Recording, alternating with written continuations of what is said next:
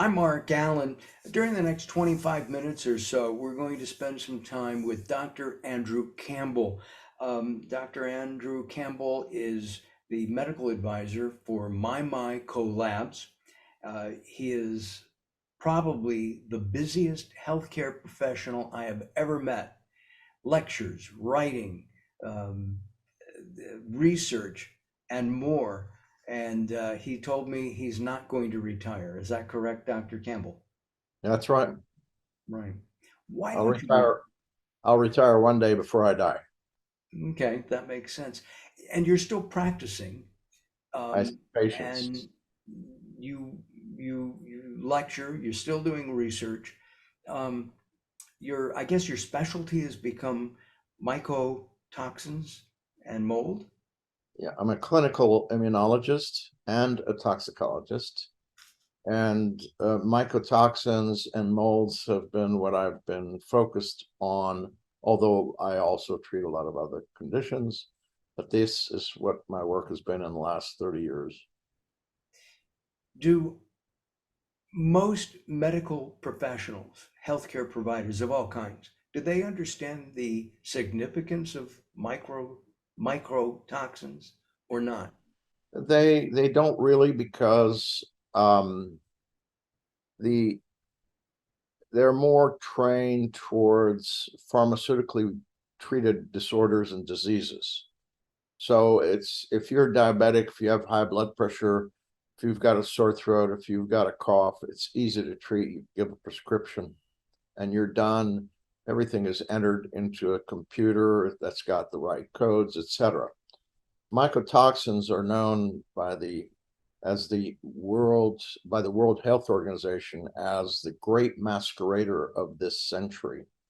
So doctors prefer to treat the symptoms rather than figure out, well, why did this young man at age 26 suddenly develop multiple sclerosis? Instead, what they do is, oh, we did a spinal tap, checked your MRI, you have multiple sclerosis, here's what you got to do. Wow. Versus, why did he get, and if you find out the why, if you identify the cause and remove the cause, and then you repair the damage, the patient is cured, which I've done for 30 years. And I've got 100 publications in medical journals, and I've got chapters in medical textbooks that show how to do this. Doctors don't have that much time to treat and read at the same time. So the economics show that a doctor's got to see an average about 20 patients a day to make ends meet, more or less, make a living. So if you can calculate how much that is in a day, that's 8-hour day, that's about 15 minutes. I was taught it takes 45 minutes to do a good physical examination only, which I still do. So my new patients are 2 hours. Wow. There was a light, was there a light switch that went on? I mean, you're trained as an MD, medical doctor, Right. right? Yes.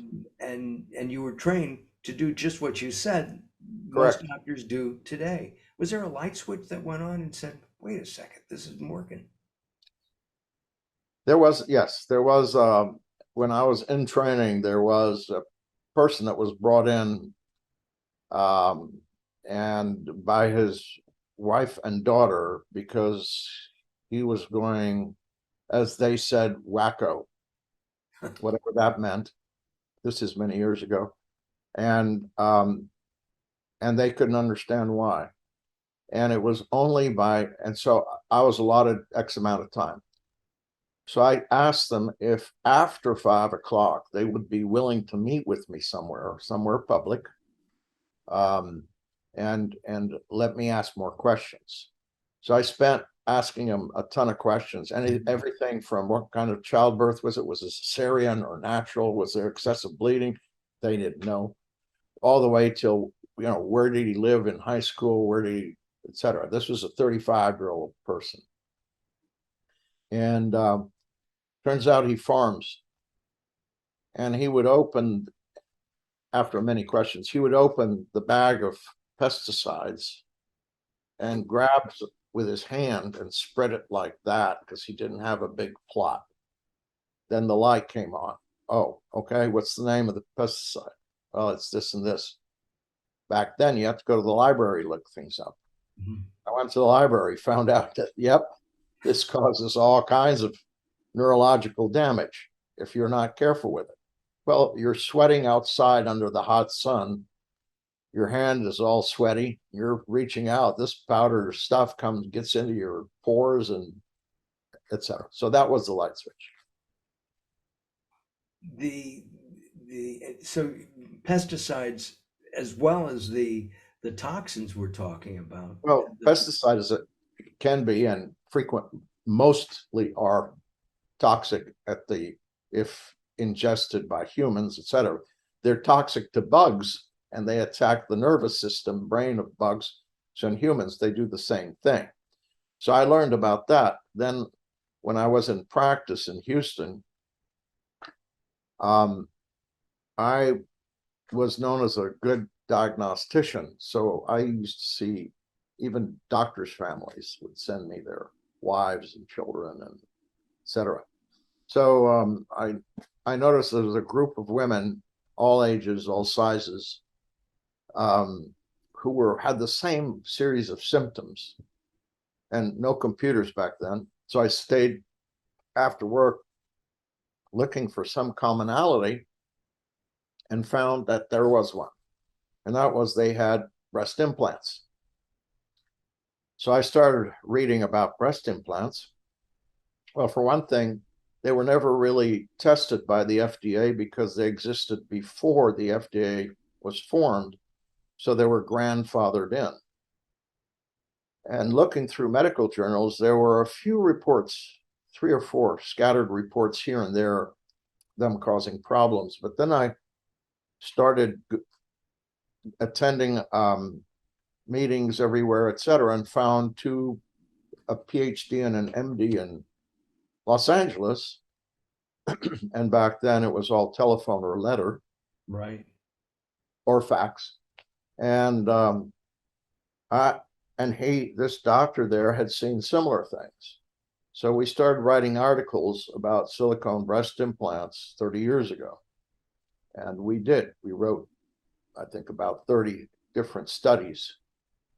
And then we got And called. just to clarify, the the implants themselves were, I'll use the word infected. We didn't know that. We didn't know that yet. What happened was I was called to testify to the National Institutes of Health. I was invited to come up to Washington, and I did, and I showed them all our studies, and 6 months later, they shut down silicone breast implants and saline breast implants and said, you have to prove to us that they work and that they don't cause disorders. Well, they still do. It's called breast implant illness today. But a lot of women back then would get the implants removed because they were very ill. And they could be young women, could be grandmothers. They didn't get much better. So I found a scientist in Montreal, Canada, who spoke only French, poor English, but that was okay because my education was in the French part of Switzerland, where I did all my studies. So I spoke fluent French with him. He was happy. And I asked him about the implants and asked him a lot of questions, of course, and asked him, what do they look like when they're removed intact from the body? He says, well, they're full of things that are black and brown and orange and green floating around. I said, well, what do you mean? He says, yeah, it's full of mold. I said, mold? How'd the mold get into the envelope? He says, during the manufacturing process.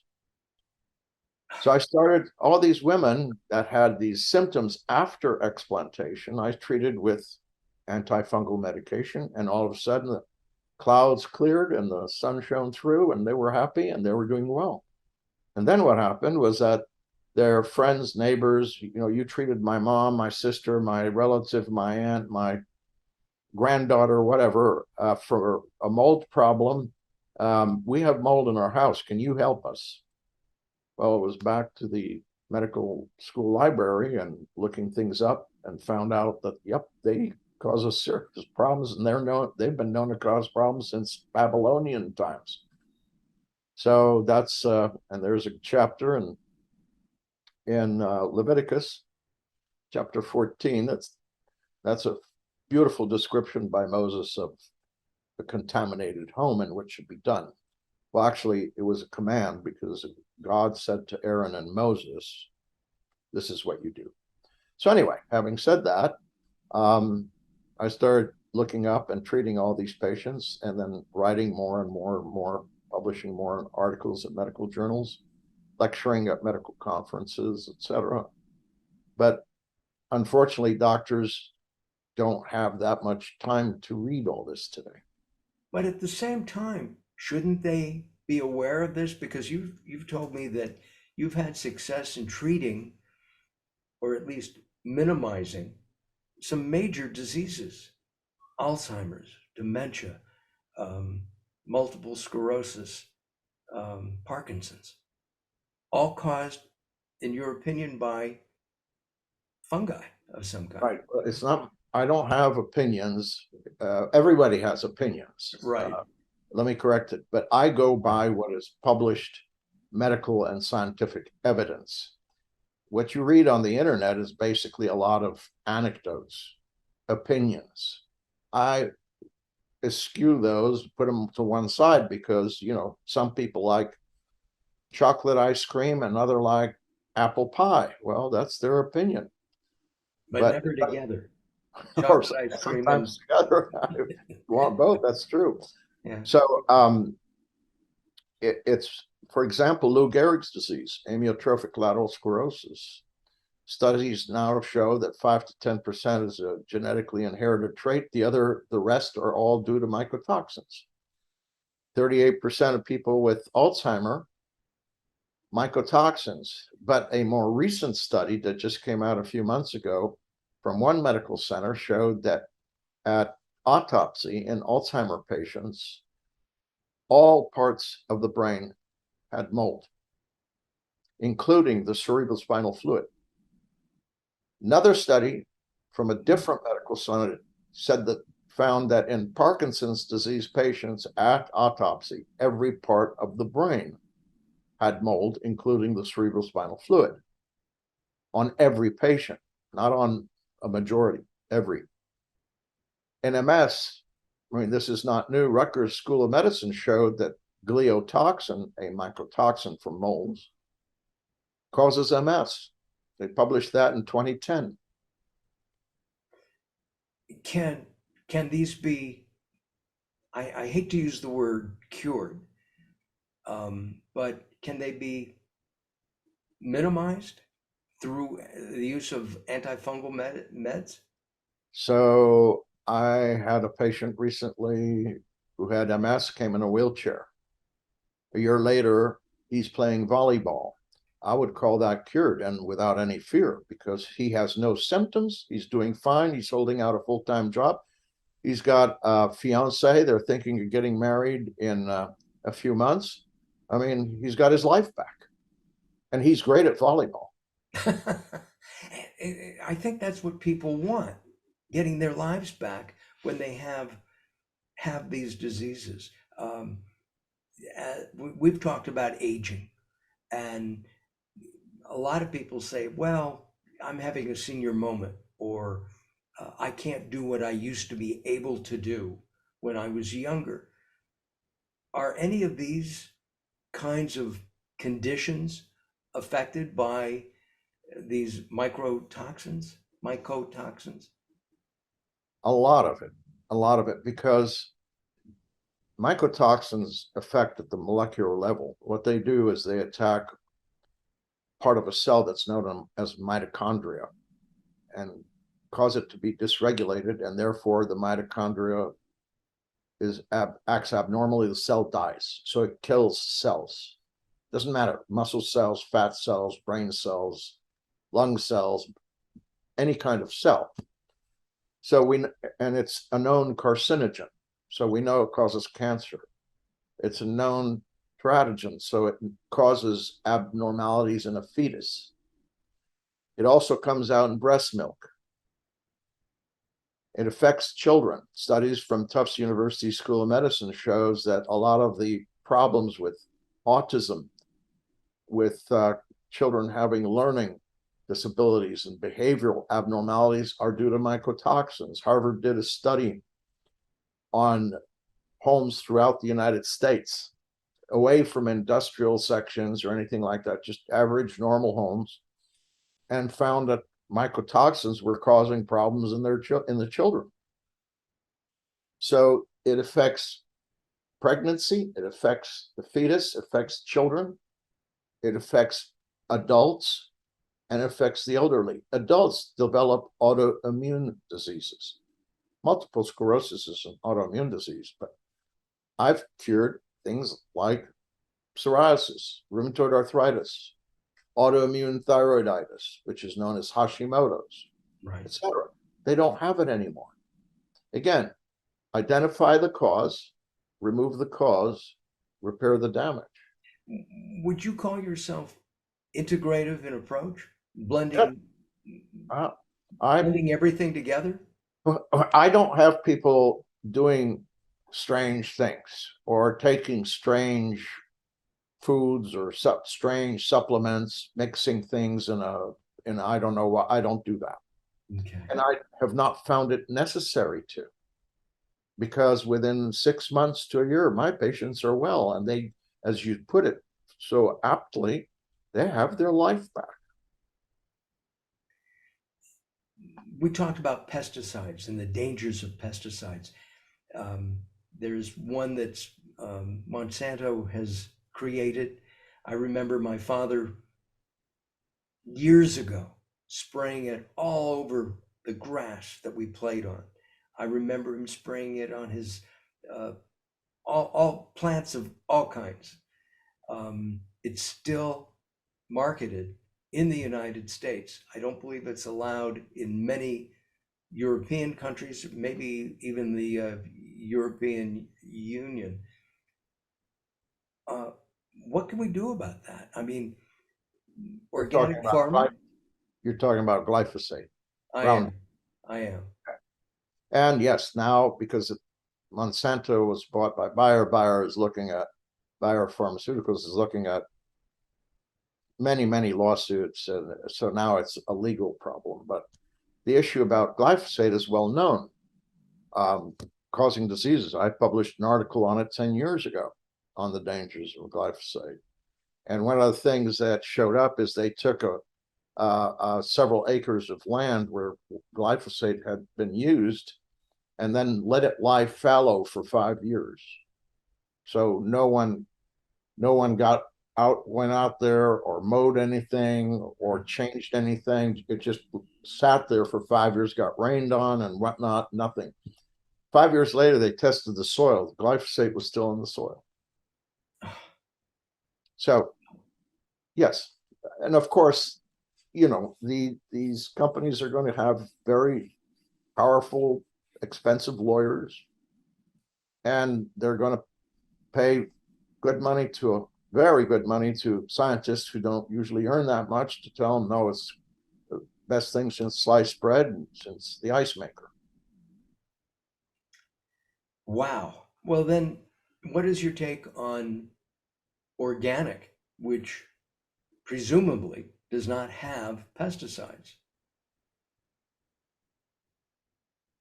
I urge people to eat like everyone ate, starting with Adam and Eve up to about World War II. A lot of figs and apples. So since World War II is when all these things started, and usually it takes 15 generations at least to have the human body be able to change or adapt to something. Mm-hmm. Well, 3 generations doesn't cut it. So my mother lived to be 103. She died a month after she reached 103. On her 103rd birthday, we taped her. And we asked her to give a paragraph or describe something that she experienced in her life in 8 different languages that she spoke. Oh my. And she did. And she played the New York Stock Exchange like a violin. But it was her body that quit, not her mind. And I'd take her to a doctor. I I didn't want to be her doctor because it's not objective. I took her to the doctor every year, and he was shocked that she wasn't on any medication whatsoever. And they would ask her, "How did you do this?" She says, "I don't eat anything that's made. I eat things that are grown normally." So organic is the way she lived. 100%. I would take her to supermarket. She'd pick up a tomato and smell it. And she says, "This isn't a tomato. This is something, who knows what the heck it is. It looks like one, but it ain't a tomato." I get it. I get it. We were watching a science fiction show that made a statement about genetically modified organisms. This was in the future, and they were talking about genetically modified people, and why it could be bad. Most of the time, throughout the program, I was absolutely enthralled because I don't like GMOs. We don't know enough about them.